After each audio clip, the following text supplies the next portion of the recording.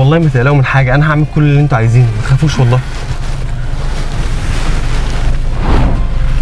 بقول لك ايه يا ماما، ما دام هو هيدفع التعويض اللي هو قال عليه خلاص، وهو شكله بني ادم محترم وكويس يعني وما كانش قصده، ف كده كده انا عايزاه اتكلم معاه في موضوع، فسيبيني يا ماما اتكلم معاه في موضوع وبعدين هنشوف هنعمل ايه. خلاص يا حبيبتي، طالما اطمنت عليكي ولقيتك كويسه وهو هيدفع التعويض اللي احنا اتفقنا عليه، ما فيش اي مشكله. يا ماما خلاص بقى مش مهم التعويض، ما هو باين عليه حد كويس قوي. يعني ايه مش مهم التعويض؟ يا ماما انزلي وانا هبقى افهمك بعدين، خلاص روحي وانا هبقى افهمك بعدين.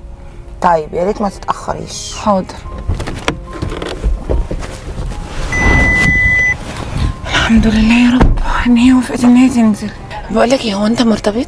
مرتبط؟ ايه العلاقه ده باللي حصل يعني؟ لا انا مش مرتبط، بس في حاجه؟ بصراحة ما فيش اي حاجة، بس كل القصة ان انا من ساعة ما شفتك وانا عجبت بيك، اتشدت لك يعني، عارف الحاجة كده اللي بتخطفك، انت خطفتني، وكمان انا حاسة ان انت حد كويس قوي وابن ناس. والله بص، احنا ممكن نشوف الحوار ده مع بعض يعني، كده كده هنتعرف. يلا بينا.